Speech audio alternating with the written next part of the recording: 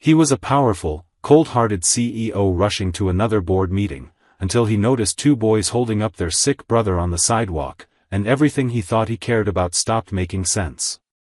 Henry Stewart was a man who walked like time owed him something. Each morning began with silence, speed, and structure. His days were mapped in minutes, not hours, and his mind was always 5 steps ahead of the present. That morning, like every other, he moved through the business district with his phone in one hand and his purpose sharpened to a point.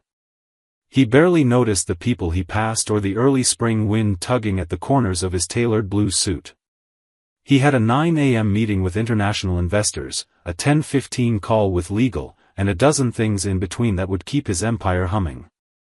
He was halfway to his waiting car when something unusual stopped him. It wasn't the sound, there was always noise in the city, but a strange stillness just off the edge of his vision. At the far corner near the entrance to a coffee shop, he saw them. 3 boys. One was visibly weak, barely upright, and leaning heavily on the shoulders of the other 2. The sight was so out of place it jarred something loose in him. The boys looked alike, same age, same narrow faces, same dark brown hair and pale skin. The only difference was that the smallest one seemed to be in pain, his face twisted with effort as he tried to keep moving. Henry frowned. He didn't do interruptions. But something made him pause. He stepped closer, ignoring the impatient buzz of his phone. "Hey," he said, his voice low but firm. "What's going on here? Is he hurt?" The taller of the 2 supporting boys glanced up at him. There was fear in his expression, but also something else, exhaustion, maybe, or defiance. "He's sick," the boy said quietly. "His stomach hurts real bad." Henry crouched slightly to see the boy better. "You need to get him to a hospital." "Why are you out here like this?" The second boy, quieter than the first, shifted his weight and answered, "We can't go. We don't have money. And we don't have anyone." Henry's breath caught for a second, though he didn't show it. "Where are your parents?" The first boy answered, steady but sad. "Our mom died a few months ago. We don't know who our dad is. It's just us." His words were calm, practiced even, like he had explained it too many times. Henry stood silently, processing the information. His instincts screamed to move on. He had no idea who these boys were. This wasn't his problem. But something inside him, something he didn't recognize, tightened sharply at the image before him. They weren't asking for anything. They hadn't begged. They just stood there, carrying their sick brother down a crowded sidewalk with nowhere to go and no one to help them.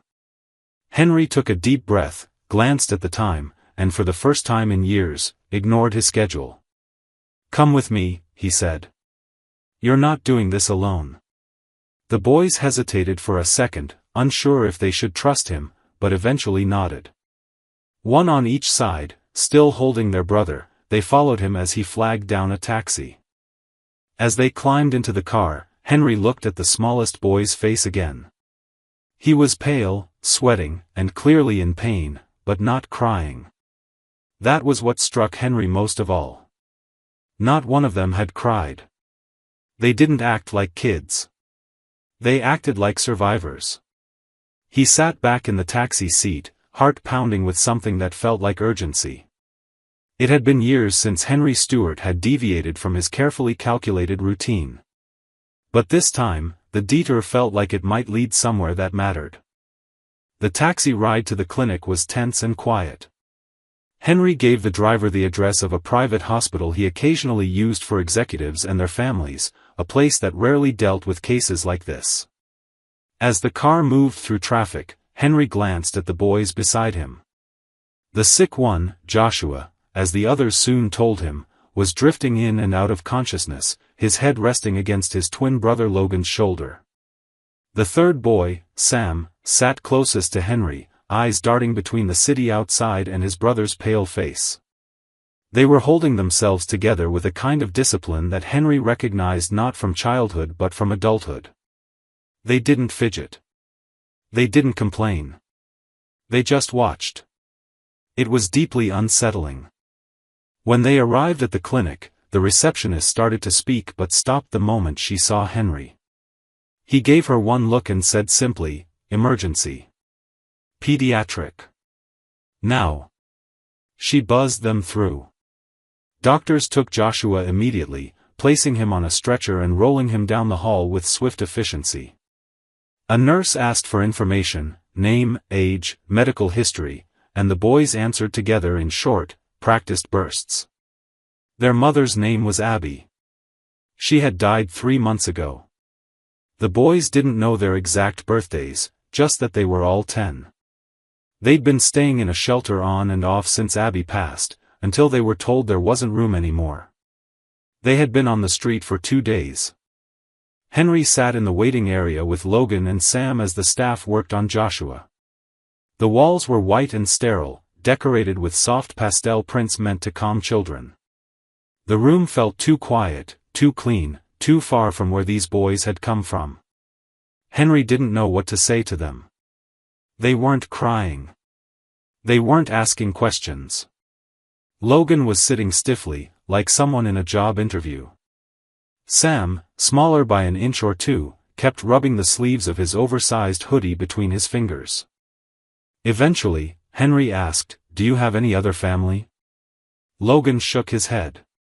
"Just each other." His voice was thin but even. "Do you know your father's name?" Henry asked. Logan looked down. "No. Mom never told us. She said he left before we were born. That's all we know." Henry nodded slowly. He felt like he was standing in the middle of someone else's life, trying to figure out what page he'd entered on. He leaned back in his chair, trying to steady the noise in his head. This wasn't a moment he could ignore anymore. He had already crossed a line, he had brought them here, he had stepped in, and now, whether he admitted it or not, he was part of whatever happened next. 2 hours passed before the doctor came back. Joshua had been diagnosed with acute appendicitis. He needed surgery, but the team was confident they had caught it in time. Henry stood when he heard the word surgery, already reaching into his coat for his wallet, out of habit, as if money was the most important thing he could offer. The doctor waved him off. "We'll need a guardian to authorize the procedure," she said. Henry hesitated, then said, "List me.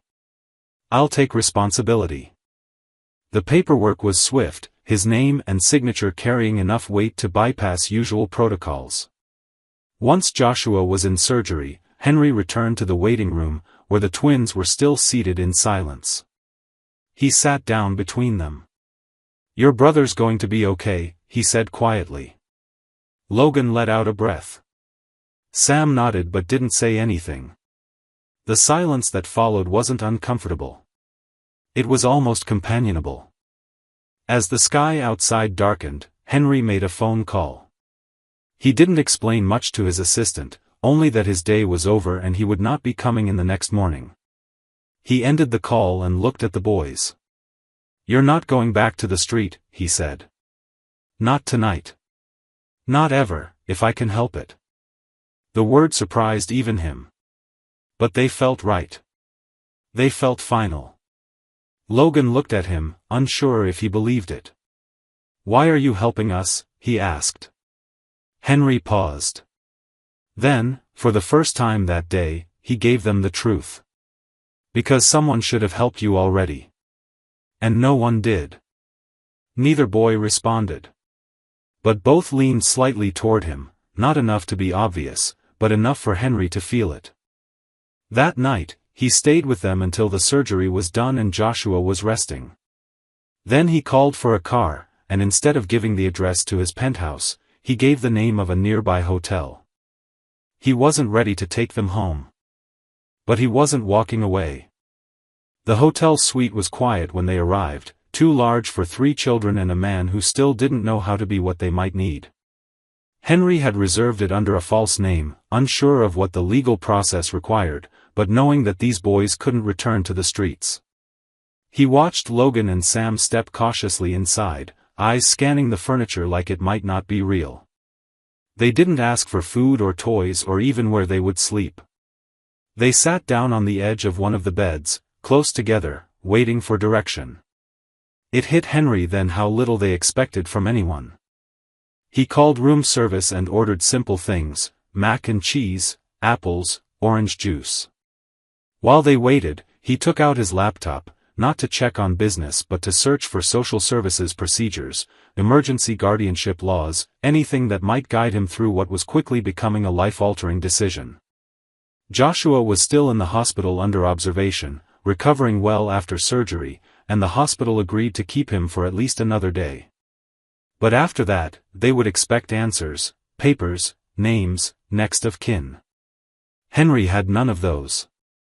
The food arrived, and Sam, the quieter of the two, whispered thank you before they ate. Logan didn't speak much, but he kept glancing at Henry as if trying to figure out whether this man could be trusted. Henry didn't try to explain himself. Instead, he sat nearby and watched them eat, noting how quickly they cleaned their plates, how they saved part of their juice as if it needed to last longer. It made his stomach knot. Later, he offered them a shower and pajamas, hotel robes, the only soft thing available in their size. Sam smiled for the first time when he found slippers in the closet and said they looked like marshmallows. Henry helped lay out a few extra pillows on the bed and sat at the desk while they got ready. When he looked up, they were curled under the covers together, whispering quietly. He stood, walked over, and asked if they needed anything else. Logan looked up at him, serious and small, and asked, "Can you stay in the room with us?" It was the first time he'd asked for anything directly. Henry nodded and sat in the armchair by the window. He left the lights low and listened as their whispers faded into steady breathing. The room grew still, and for the first time in years, so did he. He didn't know what tomorrow would bring. He didn't know what to do about the DNA test burning a hole in the back of his mind, the test he'd quietly ordered when the hospital asked if there was a family member to match the boys' medical records.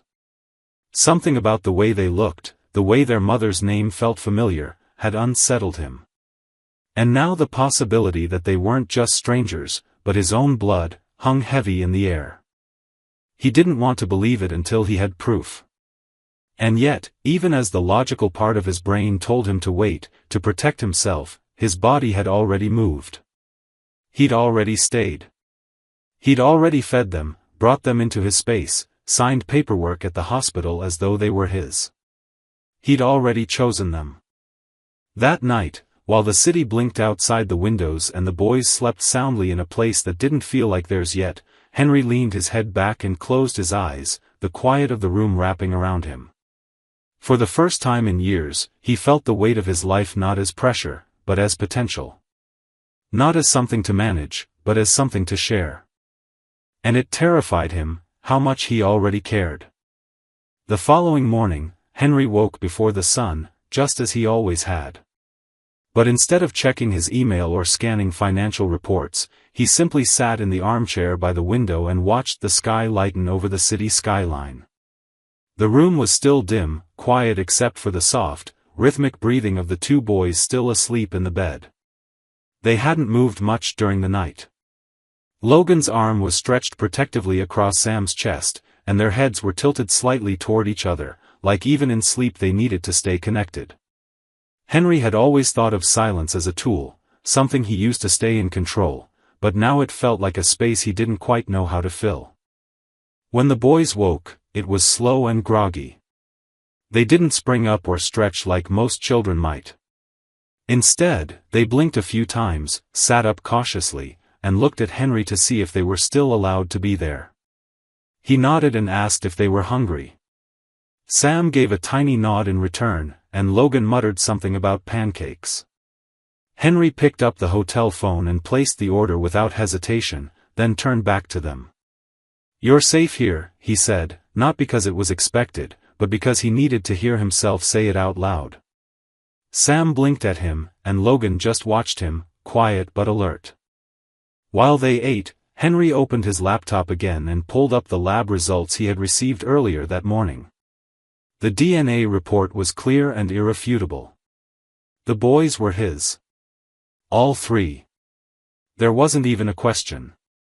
The mother, Abby Monroe, had listed no father on any records. But she hadn't lied. She had simply left the space blank. As Henry stared at the screen, he felt the full force of reality settle over him like a second skin.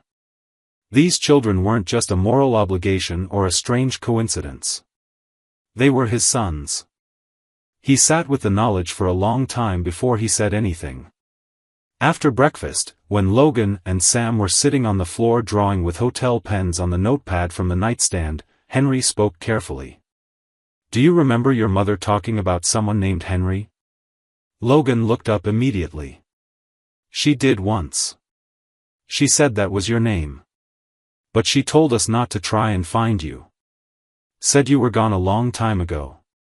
Henry's breath caught, but he nodded slowly. "She and I knew each other. A long time ago. I didn't know about you. Not until now." Logan didn't say anything, but Sam looked at him with a strange intensity, like he was trying to solve a puzzle. "Are you our dad?" he asked, the words soft and clear.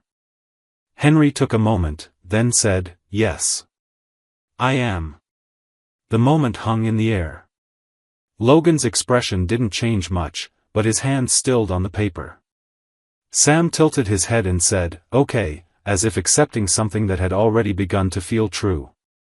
Later that afternoon, they visited Joshua in the hospital. He was awake, groggy, but smiling at the sight of his brothers. When Logan told him the news, Joshua didn't respond with shock. Instead, he just said, "I thought so," and reached for Henry's hand. The touch wasn't hesitant. It was small, warm, and full of quiet belief. Henry hadn't known what kind of father he would be, hadn't even considered that he might be one, but in that moment, with all three boys looking at him like they wanted him to stay, he made a decision. He wasn't going to fix everything overnight. He couldn't erase the years they had spent alone. But he could show up. He could stay. That evening, they returned to the hotel together. Joshua was discharged with strict recovery instructions, and Henry carried him into the suite like he weighed nothing at all. He let the boys watch cartoons late into the night and didn't care that they left crumbs on the sheets or scattered socks across the floor. They fell asleep piled together, not because they had to, but because that's where they felt safest. Henry stood in the doorway for a long time, watching them. He didn't recognize the version of himself he was becoming, but he didn't fear him either. He just knew this, the life he had built had never truly belonged to him. But this one, the one with crayons on the table and tiny feet on the carpet, might.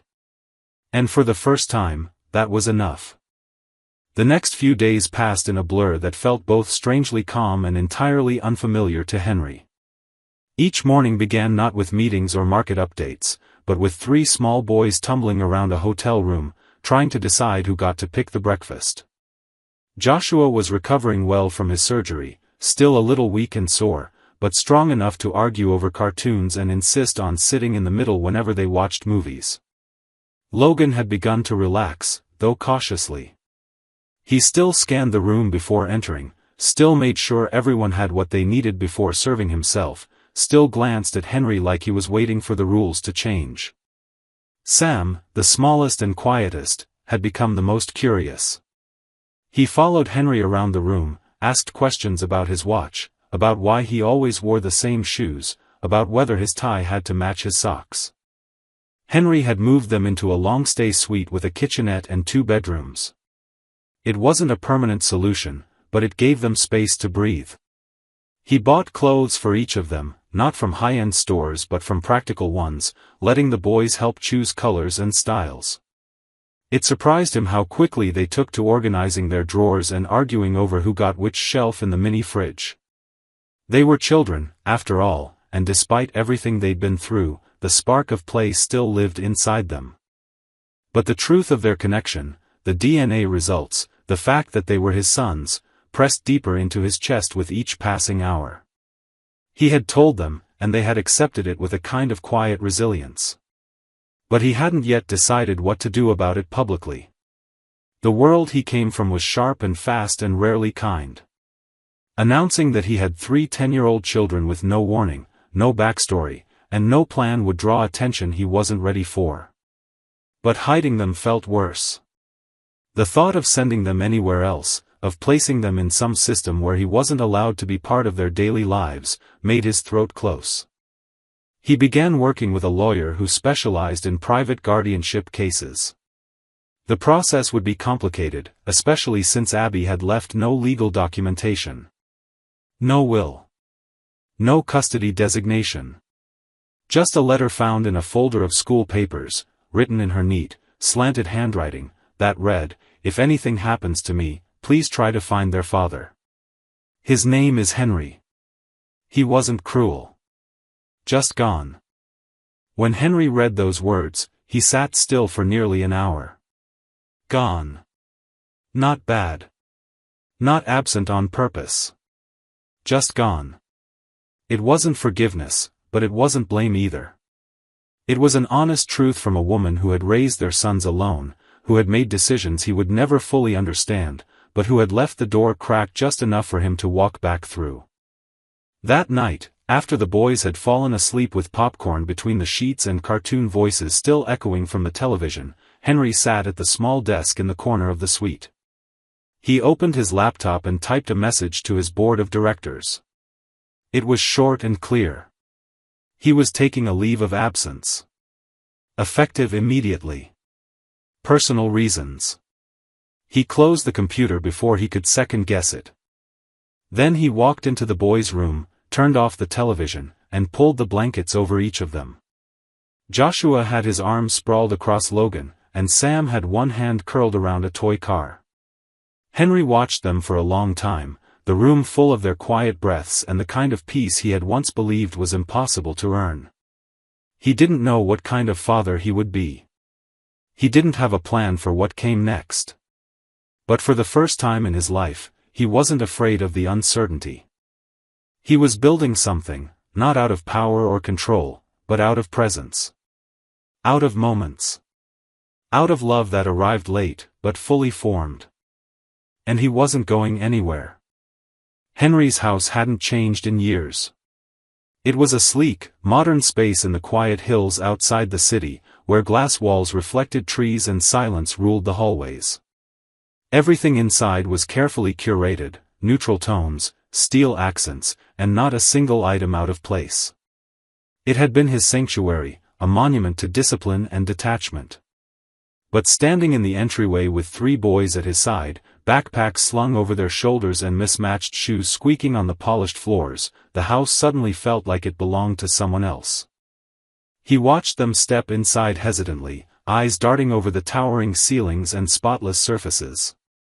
Logan paused by a wall of books, Sam ran his fingers along the edge of a leather couch, and Joshua, still moving more slowly as he recovered, sank carefully into the nearest armchair and looked around as though waiting for someone to say they didn't belong there. Henry cleared his throat. "It's yours now. All of it. You don't have to be careful." The boys didn't reply, but something in their posture softened just slightly.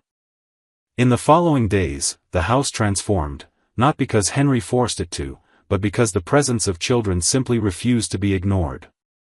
There were shoes left by the door, drawings taped to the fridge, stuffed animals peeking from behind curtains, and a soccer ball that somehow always ended up in the dining room. Henry stopped adjusting cushions after they were disturbed, stopped wincing at handprints on glass, and started noticing the laughter that echoed down hallways that had once known only quiet. Meals became an adventure. He tried to cook a few times and failed spectacularly. The boys didn't seem to mind the burned toast or undercooked pasta, mostly because they were fascinated by the idea of a man in a suit trying to learn how to flip pancakes. Eventually, he hired a part-time cook, not to take over, but to teach him. He wanted to learn. He wanted to be there for everything, even the parts he didn't know how to do yet. At night, they piled onto the massive sectional in the living room, choosing movies with loud soundtracks and ridiculous plots. Sam fell asleep first every time, curled in a corner with his feet tucked under Henry's leg.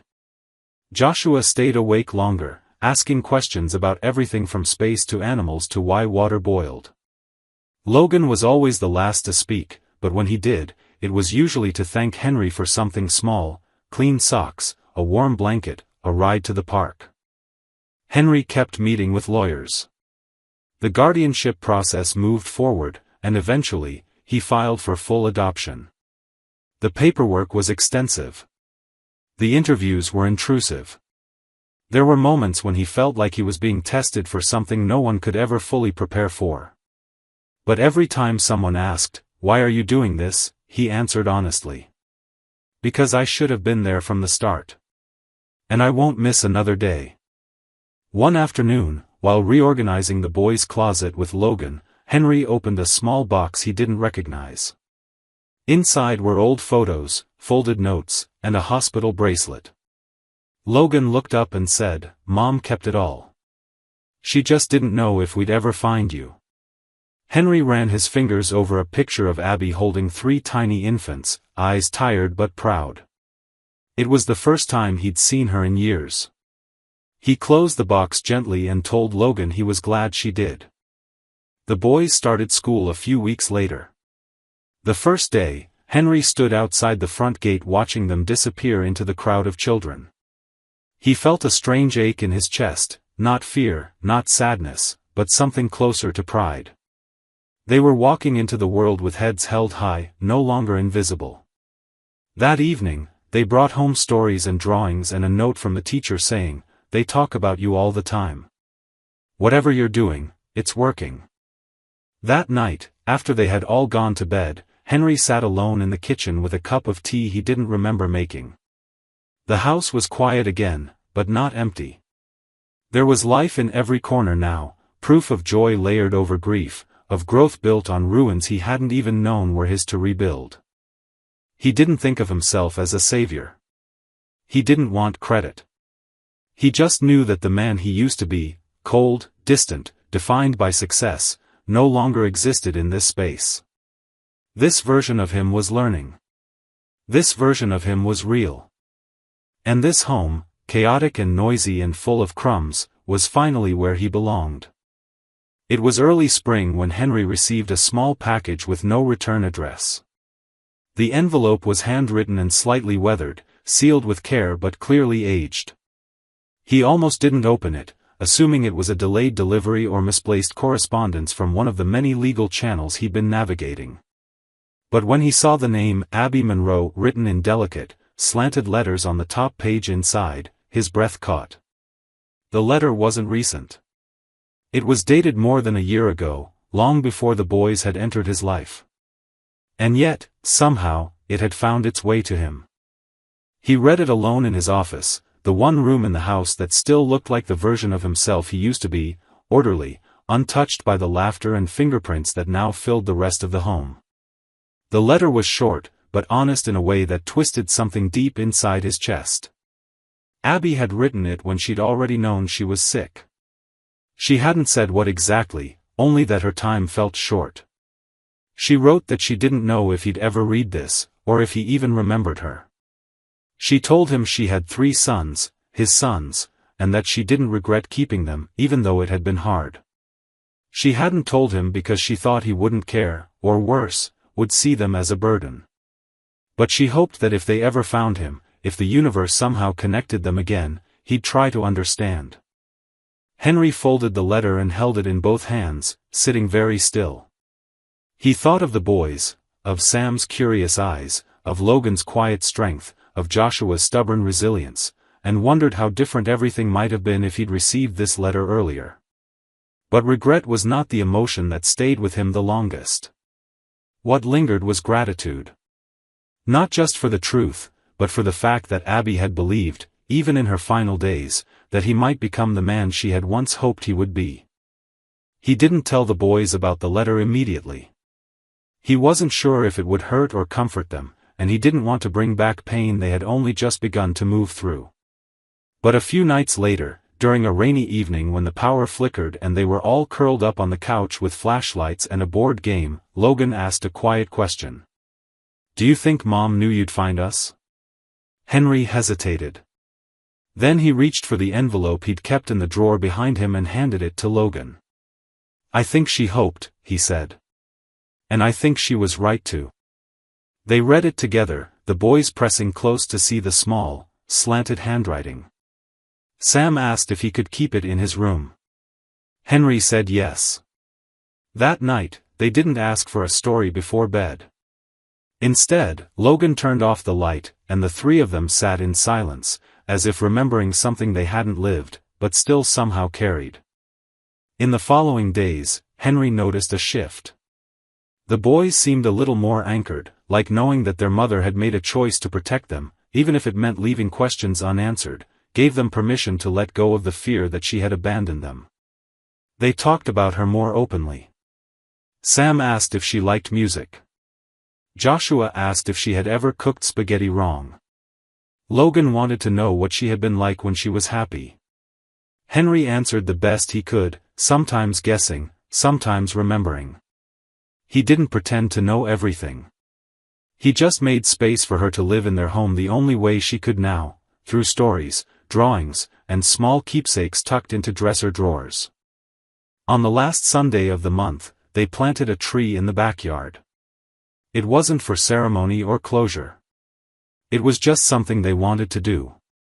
Sam picked a flowering cherry because he said it looked like a tree from one of his picture books.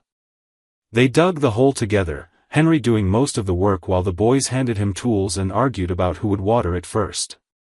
When it was done, they stood in a circle around the small, trembling sapling and didn't say anything for a while. The wind moved gently through the branches. It was quiet, but not heavy. It felt like the kind of silence that holds memory rather than pain. Later that night, when Henry walked past the boys' room to turn off the hall light, he heard Logan's voice, not whispering but steady. "I think Mom would have liked it here." And Henry, standing alone in the hallway, smiled, not the polished smile of a man closing a deal, but the quiet one of someone who had finally come home. The one-year anniversary of the day Henry met the boys arrived with little ceremony, but its weight was undeniable. He hadn't marked the date on a calendar, and no one said anything about it out loud, but it was there in the way he paused when passing the front door that morning, the same place he had once opened to strangers who turned out to be his sons. It was in the way Logan lingered a little longer at breakfast, or how Sam kept asking to look at old photos, or how Joshua, usually full of chatter, seemed unusually still. Henry didn't plan a celebration. He didn't know how to. But when the boys came home from school and found a stack of new board games on the table, a handmade cake in the kitchen, and 3 small gift boxes labeled only with their names, they understood. It wasn't about balloons or decorations. It was about presents.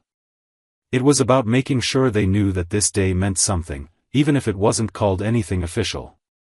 That evening, they ate dinner on the patio under strings of soft lights Henry had hung himself, awkwardly and unevenly, the week before. The meal was simple: grilled burgers, fries, lemonade, but the table was full of laughter and teasing and ketchup-stained napkins. Sam dropped a tomato slice into his lap. Joshua tried to convince everyone he'd grown 2 inches. Logan asked if they could play one of the new games outside in the dark. Henry said yes to everything. After they cleared the dishes and brought out the cake, Henry stood for a moment, unsure of whether to say anything. But Logan looked up and said, "Is this the day we met you?" Henry nodded, then cleared his throat and replied, "It's the day everything changed." The boys didn't ask him to explain. They didn't need to. They knew what he meant. When the stars came out, they moved to the grass and lay in a row, staring up at the night sky. Henry lay between Joshua and Sam, with Logan just beside them. Sam reached for his hand without saying anything, and Henry held it, surprised still at how natural that felt. They talked about space, about whether anyone could live on Mars, about what it would be like to float in zero gravity. Joshua asked what stars were made of, and Henry gave the scientific answer, but Sam interrupted with, "I think they're just memories that glow." No one argued. The quiet that followed felt whole. Later, when the boys were in bed and the house was calm again, Henry walked through each room and turned off the lights slowly. He picked up a sock in the hallway, a toy robot in the bathroom, a drawing that had slipped off the fridge. He didn't mind the clutter. It wasn't disorder, it was evidence. Proof that his home was full of life. He stepped out onto the back porch with a cup of tea and looked at the tree they had planted months ago. It had grown just a little, its thin branches reaching upward with the stubborn grace of something that had survived its first storm. Henry watched it for a long time, remembering the version of himself who had once stood on a street corner, indifferent to everything but his schedule. He couldn't reconcile that man with the one he was now, and he didn't want to. He had been successful, wealthy, respected, but none of those things had made him complete. The boys had. Not by filling a void, but by showing him one had always been there. They had never asked him to be perfect. They had only asked him to stay. And he had. Every day since. As the wind shifted and the porch lights flickered gently, Henry smiled. Not because everything was easy or fixed or flawless. But because, for the first time in his life, everything truly mattered. And he finally knew who he was. A father. A home. A second chance he would never let go of.